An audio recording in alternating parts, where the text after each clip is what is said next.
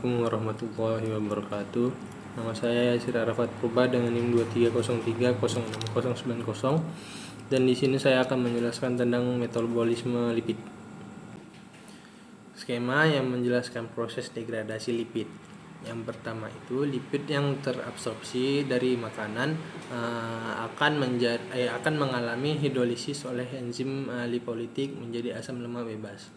Yang kedua, asam lemak bebas kemudian mengalami oksidasi oleh enzim oksidatif menjadi asam lemak jenuh dan tidak jenuh rantai pendek.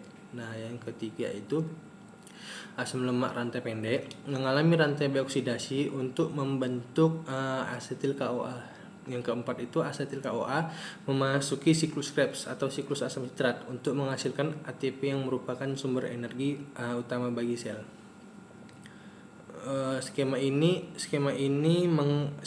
menggambarkan jalur utama degradasi lipid dalam tubuh untuk menghasilkan energi melalui serangkaian reaksi enzimatik. Baik, berikut adalah penjelasan yang lebih lengkap terkait skema biosintesis asam lemak. Yang pertama, asetil CoA berasal dari oksidasi karbohidrat, lemak, atau protein. Dalam metabolisme sel, asetil CoA merupakan unit dasar pembentukan asam lemak. Yang kedua itu malonyl CoA. Malonyl CoA dibentuk dari asetil CoA melalui reaksi yang dikatalisis oleh enzim asetil CoA karboksilase. Yang ketiga, asam lemak sintase. Itu merupakan kompleks enzim yang mengatalisis pembentukan asam lemak jenuh rantai panjang dari asetil CoA dan malonyl CoA melalui siklus reaksi kondensasi. Yang keempat itu hasil utama dari reaksi yang dikatalisis oleh asam lemak sintase adalah asam palmitat C16 yang merupakan asam lemak jenuh dengan 16 atom karbon. Yang kelima, asam palmitat. Asam palmitat dapat mengalami elongasi rantai karbon melalui serangkaian reaksi yang dikatalisis oleh enzim elongase. Hasilnya adalah asam lemak jenuh dengan rantai karbon yang lebih panjang. Seperti asam stearat dan asam arahidat. Yang keenam itu asam lemak jenuh rantai panjang. Itu dapat mengalami desaturasi pemasukan ikatan tangkap melalui reaksi yang dikatalisis oleh enzim desaturase.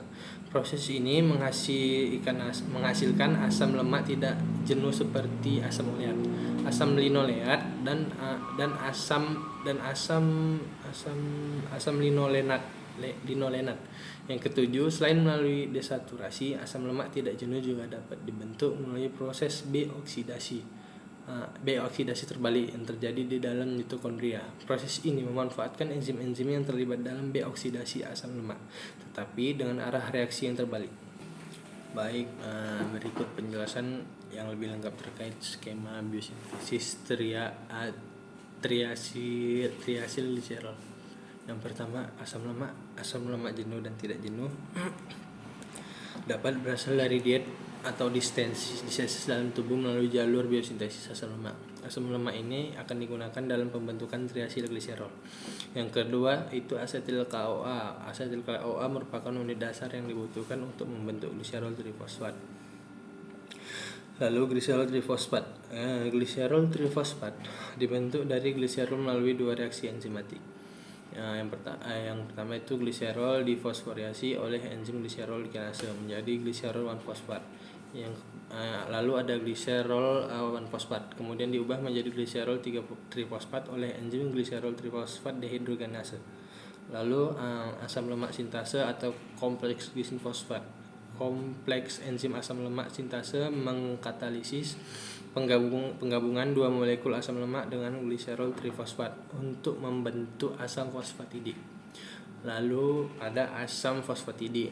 Asam fosfatida adalah fosfogliserida yang terbentuk dari penggabungan dua molekul asam lemak dengan gliserol trifosfat. Lalu defosforilasi enzim fosfatase asam fosfat memediasi defosforilasi asam fosfatida dengan memindahkan gugus fosfat menghasilkan diasil gliserol. Yang ketujuh itu diasil gliserol. Diasil gliserol terdiri dari gliserol dengan dua gugus asam lemak yang terikat. Lalu asilasi akhir enzim asil KOA di asil gliserol, asil transferase mengkatalisis asilasi akhir dengan menambahkan satu molekul asam lemak lagi pada disilgliserol menghasilkan triasil gliserol. Lalu triasil gliserol merupakan lipid utama penyimpanan energi dalam tubuh, terdiri dari gliserol dengan 3 gugus asam lemak yang terikat. Baik, berikutnya itu saya menjelaskan tentang skema biosintesis fosfolipid. Yang pertama itu gliserol trifosfat. Gliserol trifosfat dibentuk dari gliserol melalui 2 reaksi enzimatik, yaitu gliserol difosforilasi oleh enzim gliserulkinase menjadi gliserol 1-fosfat. Ya, lalu ada gliserol 1-fosfat, kemudian diubah menjadi gliserol trifosfat oleh enzim gliserol trifosfat dehidrogenase. Yang kedua itu asam fosfatida. Asam fosfatida terbentuk dari penggabungan 2 molekul asam lemak dengan gliserol trifosfat yang dikatalisis oleh kompleks enzim asam lemak sintase. Lalu yang ketiga itu ada sitidina trifosfat atau CTP. Sitidina trifosfat merupakan senyawa yang dibutuhkan dalam tahap selanjutnya biosintesis fosfolipid. Yang keempat ada CDP atau diacylglycerol sintase enzim. CDP diacylglycerol sintase mengkatalisis reaksi antara CTP dan asam fosfatida untuk membentuk CDP diacylglycerol. Reaksi ini memerlukan ion Mg2+ sebagai kofaktor. CDP diacylglycerol merupakan prekursor utama dalam biosintesis fosfolipid. Yang keenam itu ada fosfattransferase spesifik. Berbagai enzim fosfattransferase spesifik mengkatalisis transfer gugus kepala polar seperti kolina, etanolamina, serina, inositol atau gliserol dari donor yang sesuai ke CDP diacylglycerol. Masing-masing enzim memerlukan donor kepala polar spesifik.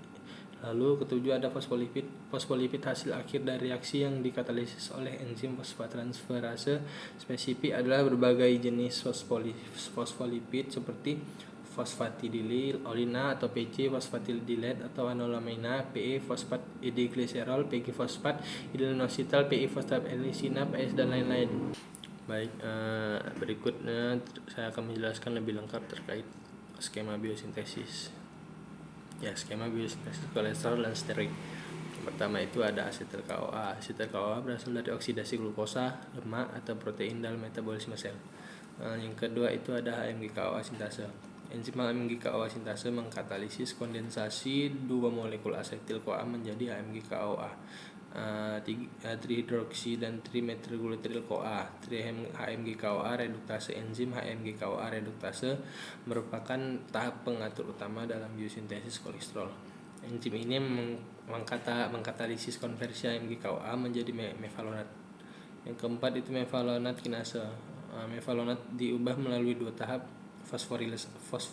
fosforilasi yang dikatalisis oleh enzim mevalonat kinase dan enzim lainnya.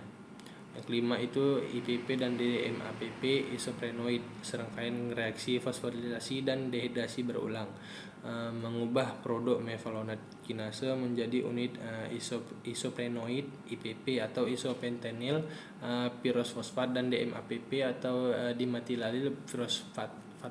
Sekualen dibentuk dari kondensasi 6 unit isoprenoid IPP dan DMAPP. Yang ketujuh itu ada lanosterol. Sekualen mengalami siklisasi untuk membentuk lanosterol yang merupakan prekursor utama kolesterol. Yang ke-8 itu kolesterol. Kolesterol dibentuk melalui serangkaian reaksi enzimatis yang mengubah lanosterol seperti pemindahan gugus metil, migrasi ikatan rangkap, dan reduksi. Yang ke-9 itu steroid atau hormon dan garam empedu. Kolesterol dapat diubah menjadi berbagai jenis steroid seperti hormon steroid dan garam empedu melalui proses hidroksilasi, oksidasi, dan isomerisasi yang dikatalisis oleh enzim spesifik.